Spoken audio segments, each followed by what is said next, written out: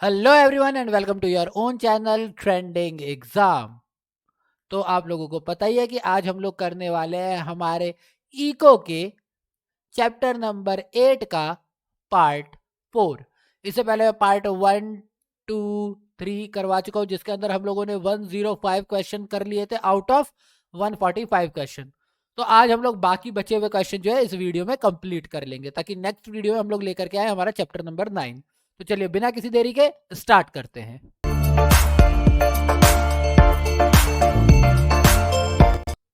तो सबसे पहले आता है हमारा क्वेश्चन नंबर 106। निम्न में से किस क्षेत्र में 10वीं योजना परिव्यय में सर्वाधिक प्रतिशत आवंटित किया गया था?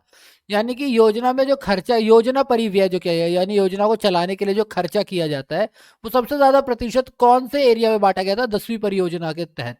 इन चारों ऑप्शंस में से तो 10वीं परियोजना के तहत जो ये बांटा गया था सबसे ज्यादा ऊर्जा के क्षेत्र में बांटा गया था। आपको 10वीं परियोजना का साल तो याद हो गई, 2002 से 2007। ठीक है, तो 10वीं परियोजना में सबसे ज्यादा क्या किया गया था? ऊर्जा में। जरा हम इसके पढ़ लेते हैं। 10वीं और 12वीं की बताई हुई है हमें, क्योंकि 12वीं इसलिए बताई हुई है कि अभी करंट खत्म हुई है। ये 2005 का क्वेश्चन, अभी करंट में आएगा तो 12वीं से ही आएगा, इसलिए यहां पर दिया हुआ है। ऊर्जा में उस टाइम पे 26.47 खर्चा किया गया था। सामाजिक सेवाओं के लिए यानी सोशल सर्विसेज के लिए 22.79, परिवहन के लिए 14.31 और संचार के लिए 6.43। जबकि अगर मैं 12वीं परियोजना की बात करता हूं तो 12वीं परियोजना में सबसे ज्यादा खर्चा जो किया गया है वो सोशल सर्विसेज के लिए किया गया है। ठीक है, यानी 34.7। सेकेंड नंबर पे एनर्जी यानी ऊर्जा, तीसरे नंबर पे परिवहन यानी ट्रांसपोर्ट और चौथे नंबर पे संचार यानी टेलीकम्युनिकेशन। क्लियर? Question number 107। निम्नलिखित कथनों में से कौन सा 10वीं पंचवर्षीय योजना के संबंध में सही है? यानी 3 दे रखे हैं, इनमें से कौन सी बातें सही है? कथनों में नीचे दिए गए कूट में से सही उत्तर चुनिए। ओके। योजना के दौरान जीडीपी में 8% की वृद्धि की। ओके। निर्धनता अनुपात को 2007 तक 20% करना। ओके। 2007 तक साक्षरता को 73% तक बढ़ाना। तो देखिए बात यह है कि इसमें ना ये वाला गलत है, सीधा सीधा। तीसरा तो गलत है। 2007 तक साक्षरता दर को 73% तक लाना ये 10वीं परियोजना का नहीं था। तो 1 और 2 ही करेक्ट होंगे। तो 1 और 2 कौन से ऑप्शन में? ए में ही है, तो ए हमारा करेक्ट ऑप्शन है। प्रश्नगत कथनों में से कथन 1 व 2 10वीं योजना के संदर्भ में सही है। अभिष्ट उत्तर ऑप्शन ए होगा। क्वेश्चन नंबर 8 की बात करते हैं। 10वीं पंचवर्षीय योजना में विनियोग दर कितना था? विनियोग जो था वो हमारा कितना था? बचत दर से कम थी, बचत दर से अधिक थी, बचत दर के बराबर थी, या फिर प्रत्याशाओं से नीचे थी, यानी जितनी आशाएं थी उससे नीचे थी। 2008 का क्वेश्चन है। तो विनियोग जो था हमारा वो बेसिकली बचत दर से अधिक था। ये हमारा करेक्ट ऑप्शन है। 10वीं पंचवर्षीय योजना में जो हमारा विनियोग था वो क्या था? बचत दर से अधिक।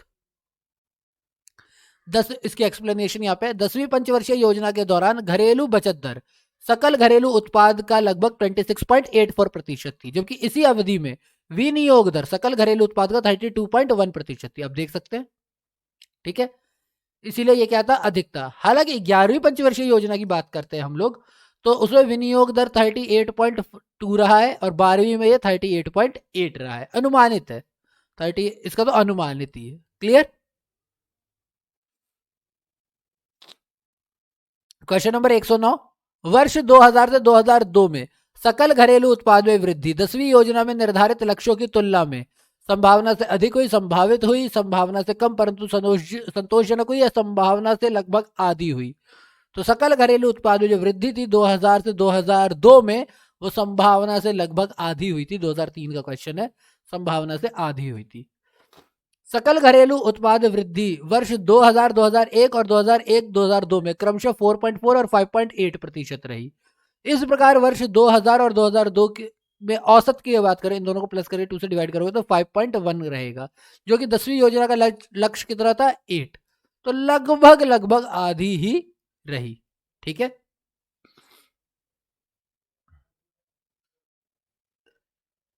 पूर्ववर्ती योजना यानी कि पुरानी योजना में, क्वेश्चन नंबर 110 है, पूर्ववर्ती योजनाओं की तुलना में 8वीं पंचवर्षीय योजना में मुख्य परिवर्तन है। क्या है मेन परिवर्तन? क्या आया 8वीं पंचवर्षीय योजना में? लोक क्षेत्र के परिव्यय में प्रभुत्व कमी, अवसंरचनात्मक क्षेत्रकों में लोक निवेशकों संकेंद्रण, निर्यात के संवर्धन की दृष्टि से कृषि में प्रमुख निवेश और उन क्षेत्रकों में प्रमुख निवेश जिनमें औद्योगिक रुग्णता चिरंतर समस्या है। तो देखो इसके अंदर जो सबसे बड़ी बात थी 8वीं पंचवर्षीय योजना में, सबसे इंपॉर्टेंट बात वो की गई लोक क्षेत्र के परिव्यय में प्रभुत कमी की गई, लगातार कमी लेकर के आने की बात की। आईएएस प्री 1994 का क्वेश्चन है। आपको पता है 1994 का क्वेश्चन क्यों है? क्योंकि 8वीं पंचवर्षीय योजना 1992 के बाद शुरू हुई थी, ठीक है। 1992 से 1997 थी ना। जुलाई 1991 में नई आर्थिक नीति के अंगीकरण के पश्चात प्रारंभ 8वीं योजना में सार्वजनिक यानी लोक क्षेत्र में परिव्यय में कमी की गई, यानी सार्वजनिक क्षेत्र में खर्चा कम करना है भाई। इसका कारण यह था कि विकास की प्रक्रिया में निजी क्षेत्र को अब पहले से अधिक महत्व दिया जाने लगा। जहां छठी योजना में कुल निवेश में सार्वजनिक क्षेत्र का कुल योगदान 47.8% था, वहीं 7वीं योजना में यह घटकर 45.7% हो गया और 8वीं योजना में निर्धारित कुल निवेश में सार्वजनिक क्षेत्र का अंश तेजी से घट करके 45.2% अनुमानित रह गया। यानी सीधी बात है, जब हमारी एलपीजी की नीति आ गई, लिबरलाइजेशन, प्राइवेटाइजेशन, ग्लोबलाइजेशन, यानी कि जब हमारी न्यू पॉलिसी आ गई, न्यू इकोनॉमिक पॉलिसी आ गई थी 1991 में, तो उसके बाद प्राइवेटाइजेशन होने लगे। तो प्राइवेटाइजेशन होने लगे तो सरकार जो है पब्लिक एक्सपेंस क्यों करेगी, सार्वजनिक खर्चा क्यों करेगी? तो उसने सार्वजनिक क्षेत्रों में खर्चे को क्या किया, कम किया। क्वेश्चन नंबर 111, निम्नलिखित में से किस पंचवर्षीय योजना में मानव विकास को सारे विकास प्रयासों का सार तत्व माना गया है? यानी कब बोला गया, कौन सी पंचवर्षीय योजना में बोला कि भैया ह्यूमन डेवलपमेंट जो है वो सारी डेवलपमेंट का समरी है, मेन वहीं पर है इंपॉर्टेंट बात। तो ये जो ह्यूमन डेवलपमेंट की जो बात की गई, मानव विकास की जो बात की गई थी, ये 8वीं पंचवर्षीय योजना के अंदर बात की गई थी। 1995 का क्वेश्चन मैंने आप लोगों को पहले भी बोला हुआ है, आप लोग हमारे चैनल पे अंजलि मैम के वीडियोस में जाकर के ये देख सकते हैं कि कौन सी योजना कौन से साल से कौन से साल के लिए चालू हुई, उसका मॉडल क्या था, लक्ष्य क्या था, क्या क्या इंपॉर्टेंट बातें हुई, ये सारे आपको लिस्ट याद होनी चाहिए। तो 8वीं पंचवर्षीय योजना में ह्यूमन डेवलपमेंट की बात की गई थी, ठीक है। 8वीं पंचवर्षीय योजना के मूलभूत उद्देश्यों में विभिन्न पहलुओं में मानव विकास था, यानी मानव ह्यूमन डेवलपमेंट की बात 8वीं पंचवर्षीय योजना में हुई थी। क्वेश्चन नंबर 112, निम्नलिखित में से किस भारतीय पंचवर्षीय योजना में सभी विकासात्मक प्रयासों के सार के रूप में मानव विकास को मान्यता दी जाती है? तो वही हो गया ना, सभी विकासात्मक प्रयास, यानी जितने भी डेवलपमेंट प्रोग्राम है उसका सार के रूप में ह्यूमन डेवलपमेंट की बात की जा रही है। 8वीं पंचवर्षीय योजना अभी तो पढ़ा, 2016 में ये क्वेश्चन रिपीट हुआ है। मैंने कहा ना आपको लिस्ट याद होनी चाहिए, इसलिए याद होनी चाहिए। बी हमारा करेक्ट आंसर है। क्वेश्चन नंबर 113, 7वीं योजना में आईआरडीपी के अंतर्गत रणनीति अपनाई गई, कौन सी रणनीति अपनाई गई? ठीक है, कौन सी कहते हैं, कौन सा इंटीग्रेटेड रूरल डेवलपमेंट प्रोग्राम, यही है ना, इंटीग्रेटेड रूरल डेवलपमेंट प्रोग्राम। इसके अंदर कौन सी रणनीति अपनाई गई? संपूर्ण परिवारों का अंगीकरण, गांवों का अंगीकरण, विकास खंडों का अंगीकरण या फिर जिलों का अंगीकरण? 1994 का क्वेश्चन है, तो इसमें बात की गई थी संपूर्ण परिवारों का अंगीकरण, यानी इकट्ठा कर दिया गया, सारे परिवार को इकट्ठा लाने की बात हो गई। एकीकृत ग्रामीण विकास प्रोग्राम यानी इंटीग्रेटेड रूरल डेवलपमेंट प्रोग्राम की शुरुआत 2 अक्टूबर 1980 गांधी जी के बर्थडे वाले दिन से की गई। इसके क्रियान्वयन के लिए संपूर्ण परिवार का अंगीकरण किया गया। मसलन सरकार ने गरीबी रेखा को परिभाषित करने के लिए आईआरडीपी में परिवार को ही इकाई रूप में चुना, यानी एक परिवार के रूप में मानेंगे, एक परिवार एक इकाई। 1 अप्रैल 1999 से आईआरडीपी को स्वर्ण जयंती ग्राम स्वरोजगार योजना के रूप में पुनर्गठित किया गया, एसजीएसवाई के तौर पर। पहले आईआरडीपी था, इंटीग्रेटेड रूरल डेवलपमेंट प्रोग्राम, अब वही है स्वर्ण जयंती ग्राम स्वरोजगार योजना। डेट से याद होनी चाहिए, वो 2 अक्टूबर 1980 से चालू हुई थी, ये इंपॉर्टेंट बात है इसलिए दोबारा एक बार बता दे रहा हूँ। आईआरडीपी 2 अक्टूबर 1980, जबकि एसजीएसवाई 1 अप्रैल 1999। क्वेश्चन नंबर 114, भारत में संपोषित विकास का उद्देश्य सर्वप्रथम अपनाया गया। संपोषित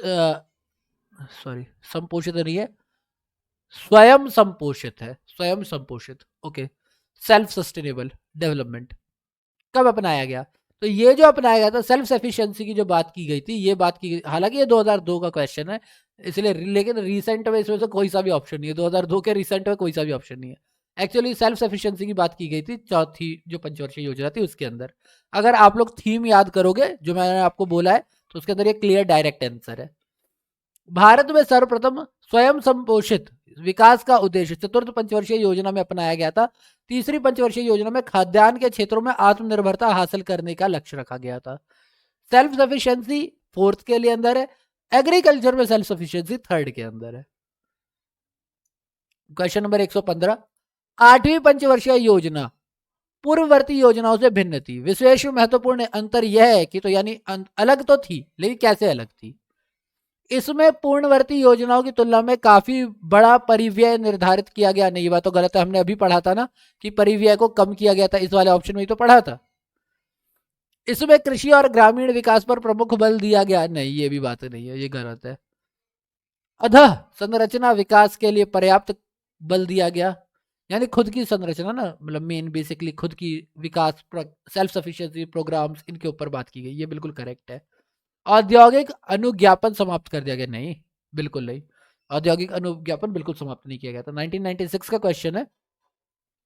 तो आठवीं पंचवर्षीय योजना में मुख्य प्राथमिकताओं में निहित था विकास प्रक्रिया को स्थायी आधार पर समर्थन देते हुए आधारभूत ढांचे, परिवहन, संचार, ऊर्जा और सिंचाई को मजबूत बनाना।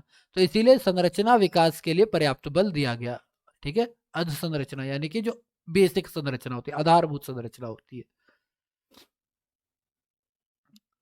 सातवीं पंचवर्षीय योजना जो कि हमारी 1985 से लेकर के 1990 तक चली थी का प्रमुख नारा था। क्या प्रमुख नारा था उसका? भोजन, काम और उत्पादकता, सभी बच्चों के लिए निःशुल्क शिक्षा, राष्ट्रीय आय की 5% वृद्धि दर या सामुदायिक विकास कार्यक्रम। 1994 का क्वेश्चन है। जो सातवीं पंचवर्षीय योजना थी उसका प्रमुख नारा था भोजन, काम और उत्पादकता। वर्ष 1985 से 90 में की अवधि वाली सातवीं पंचवर्षीय योजना की रणनीति गरीबी, बेरोजगारी और क्षेत्रीय विषमता पर प्रहार करना था कि हमें गरीबी को हटाना, बेरोजगारी को हटाना है और क्षेत्रीय विषमता को भी हटाना है। फलतः इस योजना में उन सभी नीतियों पर बल दिया गया जो खाद्यान्नों में उत्पादन में तीव्र वृद्धि एवं रोजगार के अवसरों को बढ़ा सके तथा उत्पादकता में वृद्धि कर सके। तो भोजन, काम और उत्पादकता ये नारा था। फिर उसी से रिलेटेड दूसरा क्वेश्चन पूछ दिया कि भैया भोजन, काम और उत्पादन का नारा कौन सी योजना में दिया गया था? तो सातवीं पंचवर्षीय योजना। तो एक करेक्ट आंसर होगा, डायरेक्ट कोई एक्सप्लेनेशन की जरूरत नहीं है। क्वेश्चन नंबर 118, भारत सरकार के योजना आयोग ने आठवीं योजना के लिए निम्न में से किस विकास दर को चुना, यानी क्या रेट रखा था उन्होंने? ये क्वेश्चन क्योंकि हमारा जो आठवीं परियोजना वो 1992 से 1997 तक की थी, तो इसीलिए देखो उसी बीच में कितनी बार ये क्वेश्चन पूछा गया है। अभी आपको 12वीं के बारे में याद होना चाहिए। क्लियर? कौन सी दर को चुना था? तो जो करेक्ट है वो है 5.6। आठवीं परियोजना के लिए जो है, ये आठवीं के लिए है ना, 12वीं को मिटा देता हूँ। आठवीं परियोजना के लिए जो विकास दर चुनी गई थी वो 5.6 की चुनी गई थी। 12वीं के लिए याद होगा हमने बात की थी 8% वाली। ठीक है, योजना आयोग ने वर्ष 1992 से 97 वाली अवधि की आठवीं योजना हेतु जीडीपी का विकास लक्ष्य 5.6 रखा था, जबकि योजना के दौरान वास्तविक प्राप्ति 6.8% की रही थी। ठीक है, 5.6 का रखा था लेकिन प्राप्त ज्यादा हुई थी। 12वीं योजना में जीडीपी 8% की वृद्धि का लक्ष्य निर्धारित था। क्वेश्चन नंबर 119, 11वीं योजना में औद्योगिक विकास की जो दर निश्चित की गई वह थी, यानी औद्योगिक विकास के लिए कौन सी दर निश्चित की गई 11वीं पंचवर्षीय योजना? 11वीं पंचवर्षीय योजना हमारी कब से कब तक की हो जाएगी? 2007 से 2012, है ना? तो इसके अंदर जो की गई थी औद्योगिक विकास के लिए दर तय की गई तो 10.5 थी। 11वीं पंचवर्षीय योजना के लिए देखो तीन अलग अलग दे रखे, कृषि के लिए 4, उद्योग के लिए 10.5 और सेवा क्षेत्र के लिए 9.5 ये विकास दर निर्धारित की गई थी।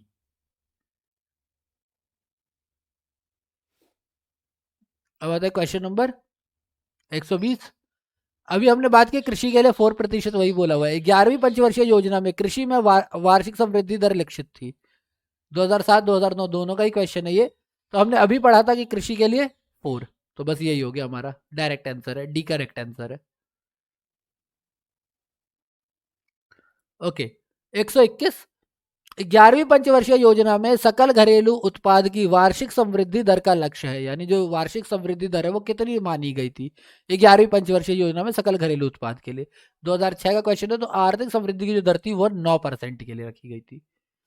11वीं पंचवर्षीय योजना 2007 से 12 के दौरान सकल घरेलू उत्पाद की वार्षिक समृद्धि का मूल्य लक्ष्य 9% था, जिसे संशोधन के बाद घटा करके 8.1% किया गया था। 11वीं पंचवर्षीय योजना में 8% की औसत वार्षिक वृद्धि प्राप्त की गई, और इसीलिए 12वीं योजना के लिए उन्होंने क्या रखा, वास्तविक वृद्धि दर का लक्ष्य 8% ही रखा था।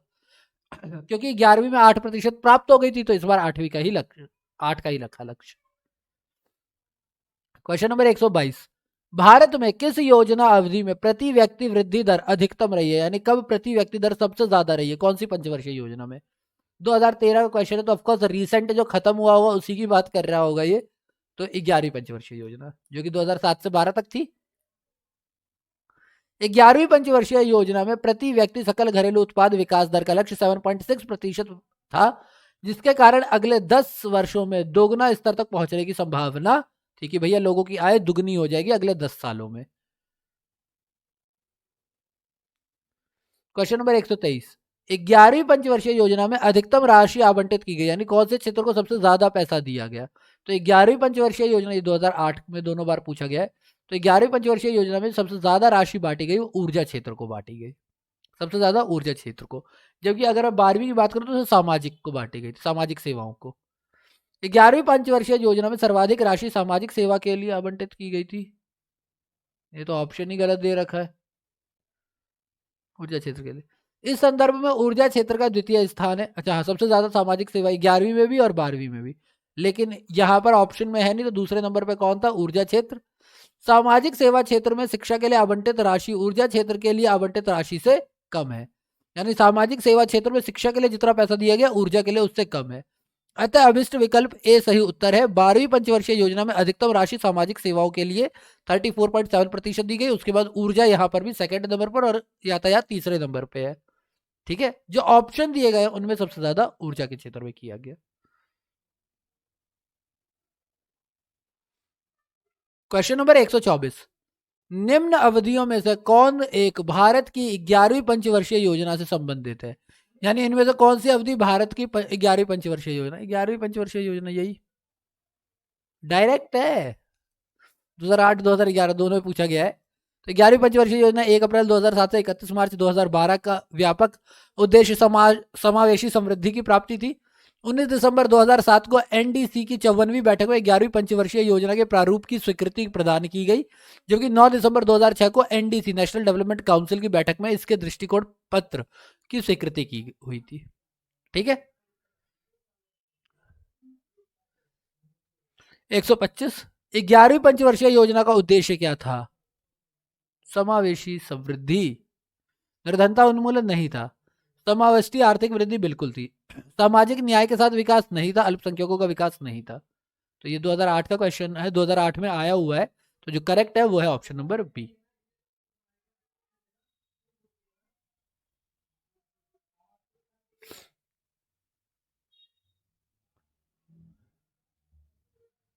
चलो, 11वीं पंचवर्षीय योजना की अवधि थी, 11वीं पंचवर्षीय योजना की सिंपल से अवधि पूछी हुई है, तो 2007 से 2012 डायरेक्ट ऑप्शन है, 2007 से 2012 11वीं पंचवर्षीय योजना, बात खत्म। क्वेश्चन नंबर 127, 11वीं पंचवर्षीय योजना में केंद्र, राज्य और संघ क्षेत्रों द्वारा निम्नलिखित में से किस क्षेत्र में सबसे अधिक व्यय किया गया? तो सबसे ज्यादा क्षेत्र तो सामाजिक क्षेत्र पे किया गया, तो नंबर 1 पर सामाजिक क्षेत्र था। अगर ये नहीं होता तो आंसर ऊर्जा होता। ठीक है, 11वीं पंचवर्षीय योजना 2007 से 12 में केंद्र, राज्य और संघ क्षेत्रों द्वारा कृषि और ग्रामीण विकास पर 4,37,450 करोड़ रुपए, ऊर्जा क्षेत्र पर 8,54,123 करोड़ रुपए और परिवहन पे 5,72,433 करोड़ रुपए और सामाजिक क्षेत्रों पर 1,10,00,000 नहीं, ज्यादा गलत हो गया, 11,02,327 करोड़ रुपए व्यय प्रस्तावित था। तो सबसे ज्यादा आप देख ही रहे हो सामाजिक क्षेत्र, अगर सामाजिक क्षेत्र नहीं होता तो फिर ऊर्जा हमारा करेक्ट आंसर होता। क्वेश्चन नंबर 128, 11वीं पंचवर्षीय योजना में निरूपित समावेशी विकास निम्नलिखित में से किस एक को सम्मिलित नहीं करता, यानी इनमें से कौन सा समावेशी विकास के अंदर नहीं आता? गरीबी में कमी लाना, रोजगार अवसरों का विस्तार करना, पूंजी बाजार का सशक्तिकरण करना, या लिंग असमता में कमी लाना। तो समावेशी विकास के लिए जो करेक्ट नहीं है वो है पूंजी बाजार का सशक्तिकरण, कैपिटल मार्केट का सशक्तिकरण। ये हमारा समावेशी विकास के अंदर नहीं आता, इंक्लूसिव ग्रोथ के अंदर नहीं आता। 2010 का क्वेश्चन है। 11वीं पंचवर्षीय योजना के अंतर्गत समावेशी विकास इंक्लूसिव ग्रोथ में पूंजी बाजार को सशक्त करने के अलावा अन्य 3 विकल्प शामिल है, अतः सी जो है करेक्ट आंसर होगा। क्वेश्चन नंबर 129, 11वीं पंचवर्षीय योजना में कितने आईआईटी यानी भारतीय प्रौद्योगिक संस्थान स्थापित किए गए? कितने IIT institute of information and technology जो है स्थापित किए गए, प्रौद्योगिकी वाले किए गए? तो इसका जो करेक्ट आंसर है वो है 8। 11वीं पंचवर्षीय योजना में 8 नए आईआईटी भारतीय औद्योगिक प्रौद्योगिकी संस्थान खोलने की अनुमति 17 जुलाई 2008 को कैबिनेट से प्रदान की थी। तो 8 की बात की गई थी। 130, शिक्षा क्षेत्र के लिए 11वीं पंचवर्षीय योजना की विषय वस्तु थीम क्या है? शिक्षा के लिए 11वीं पंचवर्षीय योजना ने क्या बोला? शिक्षा सबके लिए, खेल के साथ शिक्षा, अनिवार्य प्रारंभिक शिक्षा, या शिक्षा का व्यवसायीकरण। तो मैं अगर इसकी बात करता हूँ 11वीं पंचवर्षीय योजना जो कि हमारी रही है 2007 से 2012 के करीब। 2002 में ही हमारी एक योजना आई थी, कहते हैं सर्व शिक्षा अभियान, जो कि यहाँ पर ज्यादा बड़े रूप में थी। तो अनिवार्य प्रारंभिक शिक्षा जो है ये लेकर के आए थे हम लोग 2007 के बाद वाली योजनाओं में, जिसके अंदर मिड डे मील वगैरह भी फिर आगे और लेकर के आया गया। 11वीं पंचवर्षीय योजना में शिक्षा के लिए विषय वस्तु जो मेन थीम थी वो अनिवार्य प्रारंभिक शिक्षा है, अतः विकल्प सी करेक्ट आंसर है।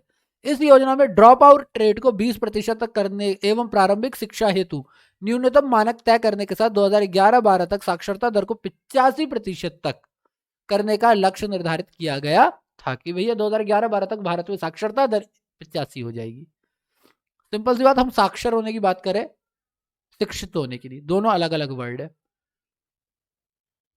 क्वेश्चन 131, भारत में योजना का प्रारंभ वास्तव में द्वितीय पंचवर्षीय योजना से हुआ।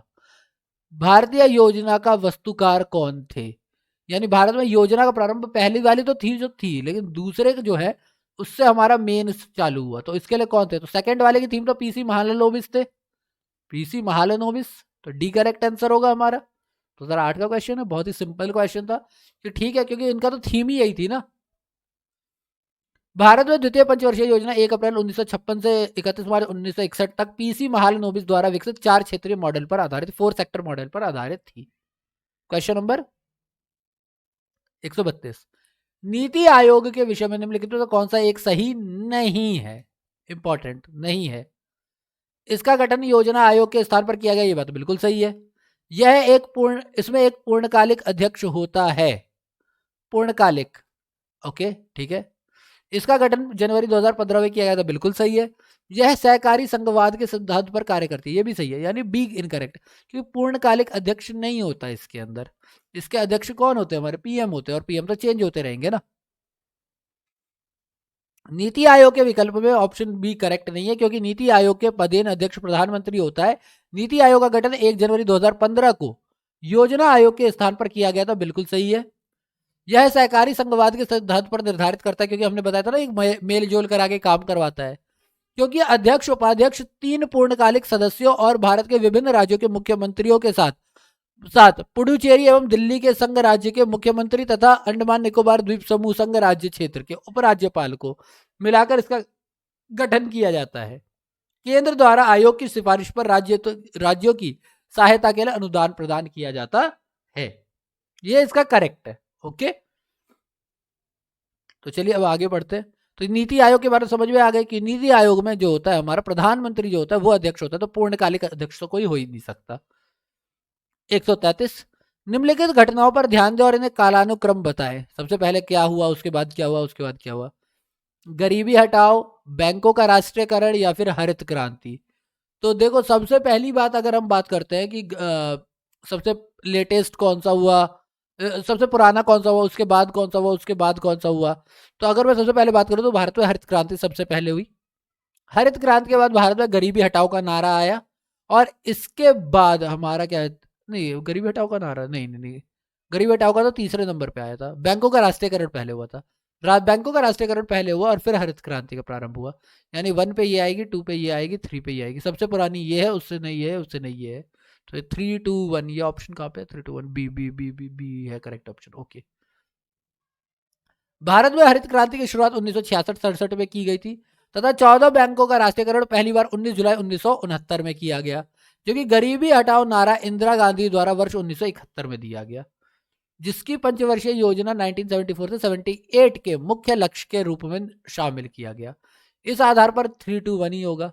फिर 78 वाला तो आप लोगों को याद होगा ना, कुछ पंगा था वहां पर 78 79 वाला, इंदिरा सरकार और मोरारजी देसाई की जनता दल पार्टी, याद होगा, मैंने बताया हुआ है। क्वेश्चन नंबर 134, भारत में मध्य अर्धशतक यानी मिड 50s में अपनाए गए महालनोबिस प्लान मॉडल का उद्देश्य क्या था? यानी महालनोबिस जी का जो मॉडल अपनाया गया था दूसरे वाले में, हमारी सेकंड पंचवर्षीय योजना में, इसका मेन उद्देश्य क्या था? मजबूत रक्षा उद्योग आधार बनाना नहीं, भारी उद्योगों की स्थापना करने में जो पूंजी संघनन थे, बिल्कुल करेक्ट, क्योंकि सेकंड की थीम इंडस्ट्रियलाइजेशन थी। अर्थव्यवस्था में मुद्रास्फीति को रोकना नहीं, ये नहीं था। कम समय के अंदर बेरोजगारी को हटाना, ये भी नहीं था। 2015 क्वेश्चन है। सेकंड जो हमारी पंचवर्षीय योजना थी वो महालनोबिस प्लान मॉडल के ऊपर थी, जो कि इंडस्ट्रियलाइजेशन पे बेस्ड था।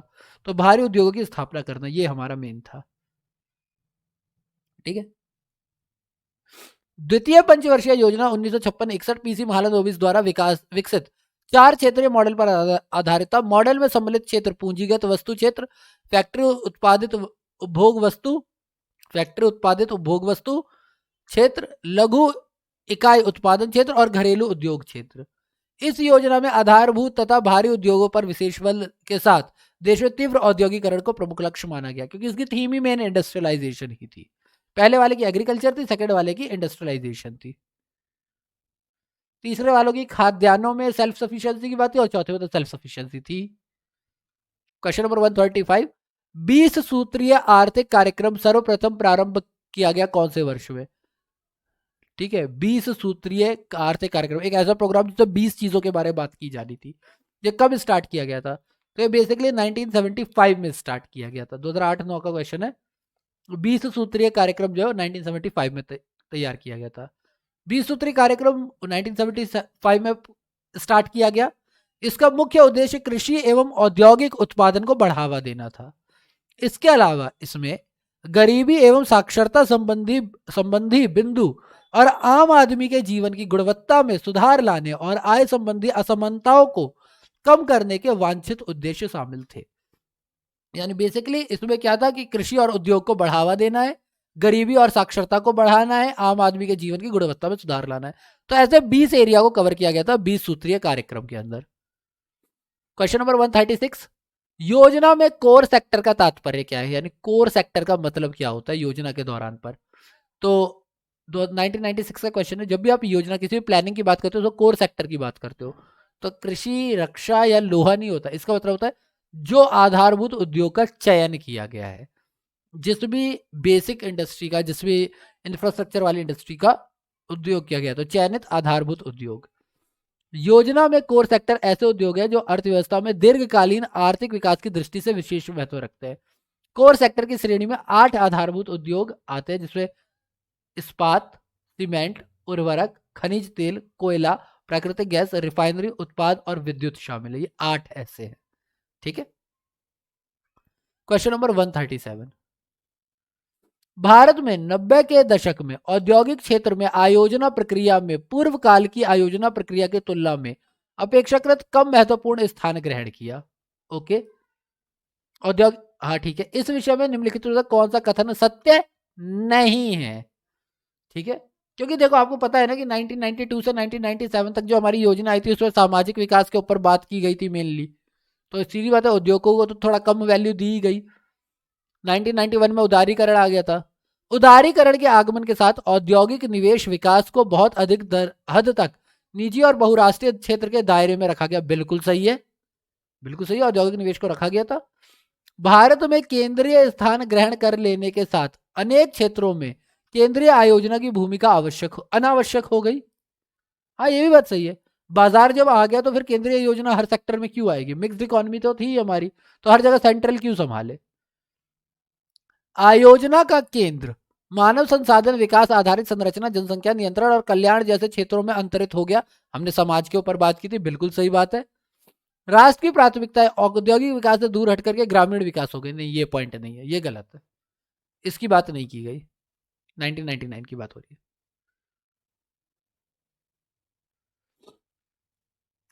जुलाई 1991 में अपनाई गई नई आर्थिक नीति में बाजार तंत्र पर बल दिए जाने के कारण निजी क्षेत्र को विशेष भूमिका प्रदान की गई। अब सरकार आयोजना प्रक्रिया के द्वारा विकास का माहौल और उसे एक दिशा प्रदान करती है। यानी आयोजना ऐसे ही नहीं करती, एक विकास का माहौल रखती है और एक दिशा प्रदान करती है।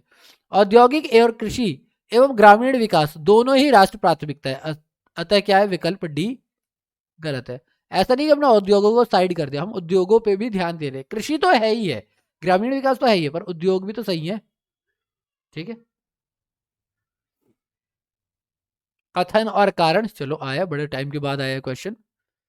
नीचे से ऊपर नियोजन एक लक्ष्य है जो अभी भी प्राप्त होना है। ओके, गांव एक इकाई के रूप में आर्थिक व्यवहार्यता के लिए बहुत उपयुक्त है। यानी एक गांव को एक यूनिट की, गांव का विकास कितना है, एक परिवार की जगह हम गांव को अगर एक यूनिट मानते हैं तो ये बहुत उपयुक्त है। मैंने आपको बताया था कि जो योजना आयोग थी, हमारी योजना आयोग जो हमारी प्लानिंग कमीशन थी, वो ऊपर से नीचे की ओर प्लानिंग करती थी, जबकि जो नीति आयोग है वो नीचे से ऊपर की ओर प्लानिंग करता है कि आप नीचे की प्रॉब्लम्स बताओ, वो ऊपर जाकर के डिस्कस होंगी। तो यस, नीचे से ऊपर योजना जो है एक लक्ष्य जो अभी भी पूरी तरह से प्राप्त नहीं है, ये बात बिल्कुल सही है। और गांव के लिए ये एक अच्छी बात होगी कि अगर हम गांव को एक यूनिट माने, क्योंकि परिवार की समस्याएं तो लोग है नहीं, अगर एक गांव की एक समस्या के रूप में हम यूनिट की बात करते हैं तो ये काफी अच्छा रहेगा हमारे लिए। ठीक है, तो ये ए हमारा करेक्ट आंसर है, दोनों ही बिल्कुल सही है। ये करेक्ट वो भी है, करेक्ट स्पष्टीकरण है, ये हमारा करेक्ट ऑप्शन है। संविधान के नीति निर्देशक तत्वों वाले भाग 4 में पंचायती राज अनुच्छेद 40 का उल्लेख है। अनुच्छेद 40 में ग्राम को नियोजन का सबसे प्राथमिक इकाई के रूप में स्वीकार किया गया, यानी प्लानिंग के लिए गांव को ले लो, बेस्ट है। 73वें संविधान संशोधन के माध्यम से पंचायती राज को मूर्त रूप देने का प्रयास किया गया है। ऐसा इसलिए किया गया है क्योंकि नीचे से ऊपर नियोजन ऐसा लक्ष्य है जिसकी प्राप्त अभी शेष है, इसीलिए ए हमारा करेक्ट आंसर है कि हाँ बिल्कुल सही है। और कहते हैं स्पष्टीकरण भी बिल्कुल सही है। क्वेश्चन नंबर 139, यद्यपि 1991 में बाजार अर्थव्यवस्था स्वीकृत कर ली गई, फिर भी राष्ट्रीय आर्थिक योजना अभी चालू है। इसका मुख्य कारण क्या है कि हमने बाजार अर्थव्यवस्था स्वीकार कर ली, फिर भी राष्ट्रीय आर्थिक नियोजन, जब आप बाजार अर्थव्यवस्था को ले आए तो फिर सरकार की क्या जरूरत है, क्यों राष्ट्रीय नियोजन चालू हो रहा है, इसका मेन रीजन क्या है। भारत में मिक्स्ड इकोनॉमी है, पूरी तरह से मार्केट इकोनॉमी थोड़ी ना है। 1994 का क्वेश्चन है। यह एक संवैधानिक अपेक्षा है ना, लोक क्षेत्र के पहले से लगाई गई भारी मात्रा में पूंजी की देखभाल करना आवश्यक है ना। पंचवर्षीय योजनाएं बाजार समर्थन रीति से अर्थव्यवस्था को दीर्घावधि परिक्षेप्य प्रदान कर सकती है, करती रह सकती है, क्यों बाजार अर्थव्यवस्था नहीं कर सकती, ये भी गलत है। बाजार अर्थव्यवस्था मुख्यतः उद्योग एवं वाणिज्य तक सीमित है, कृषि में केंद्रीय योजना आवश्यक है।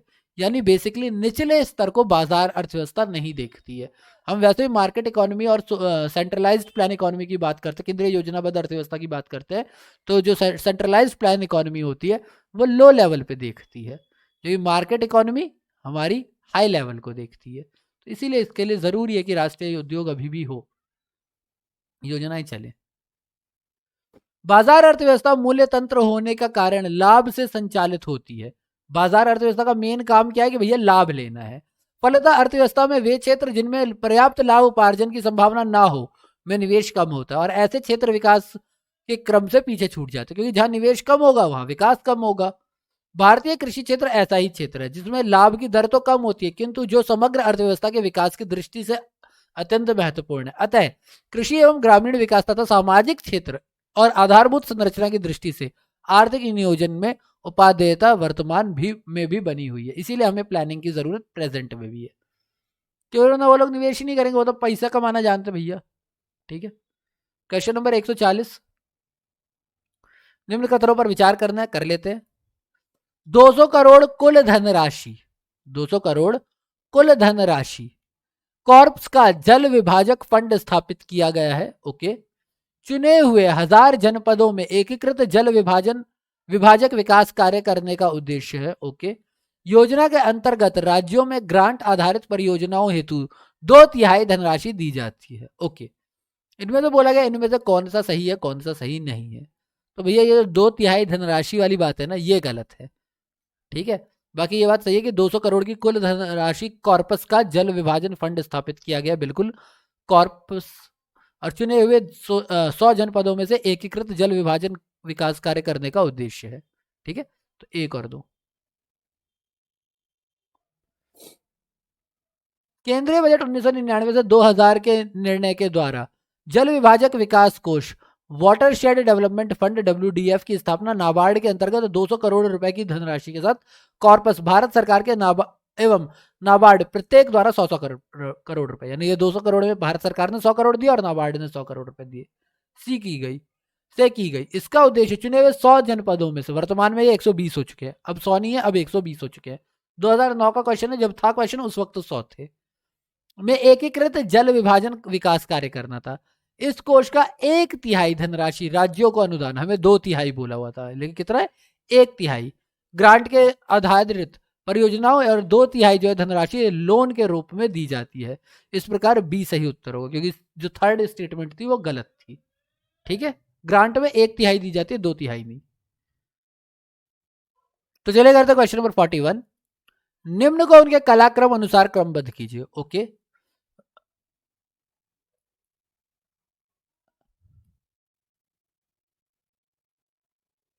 तो चलते करते हैं 41।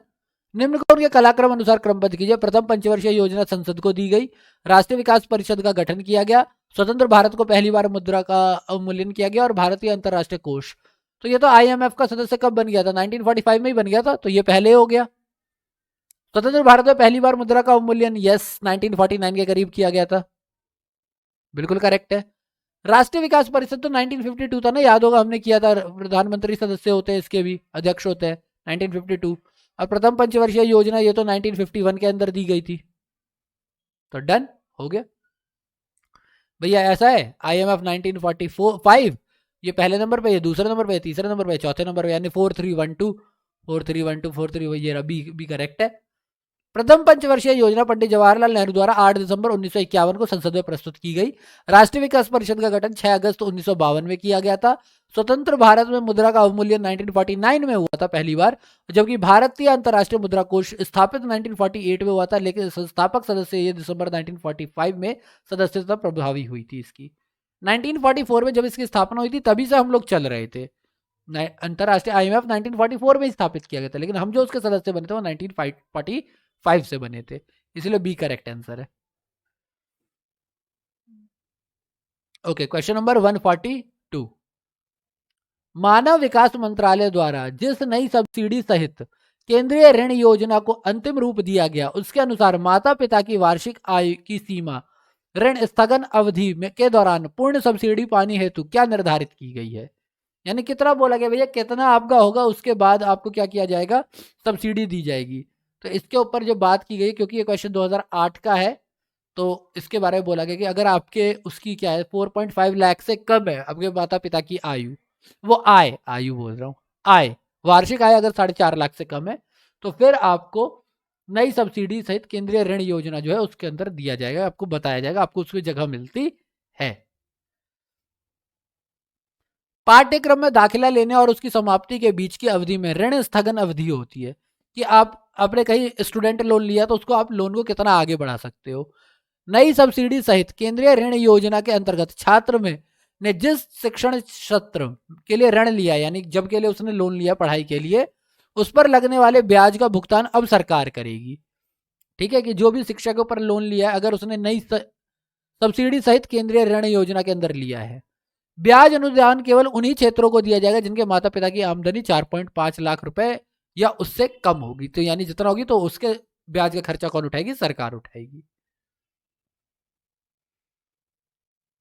ओके, योजना पत्रिका का प्रकाशन कहाँ से होता है, ये बहुत ही इंपॉर्टेंट क्वेश्चन है कि भाई प्लानिंग के जो प्लानिंग मैगजीन जो निकलती है वो कहाँ से निकलती है। तो 1992 का है, तो ये किसके द्वारा किया जाता है, तो बेसिकली ये प्रकाशन विभाग द्वारा किया जाता है। डायरेक्ट क्वेश्चन है, आप ऐसे ही समझ लो, योजना पत्रिका प्रकाशन विभाग इन दोनों के द्वारा नहीं किया जाता।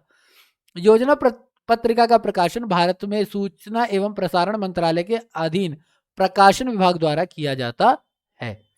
यह एक मासिक पत्रिका, हर साल कोई ना कोई योजना नामक पत्रिका आती ही रहती है।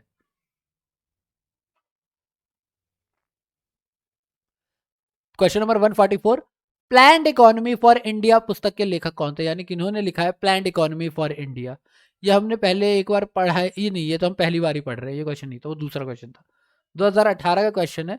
इसका जो करेक्ट आंसर है planned economy for India. Direct question याद कीजिए, एम विश्वेश्वरैया, डायरेक्ट याद कीजिए, planned economy for India, Visvesvaraya. Current question है, 2018 में भी आया हुआ है, तो इन्होंने ये बुक लिखी थी। प्लान्ड इकोनॉमी फॉर इंडिया पुस्तक के लेखक श्री एम विश्वेश्वरैया है। उन्होंने यह पुस्तक वर्ष 1934 में लिखी थी। एम विश्वेश्वरैया एक प्रसिद्ध इंजीनियर थे। मैसूर विश्वविद्यालय तथा कृष्णा सागर बांध का डिजाइन उन्होंने ही तैयार किया था, श्री एम विश्वेश्वरैया।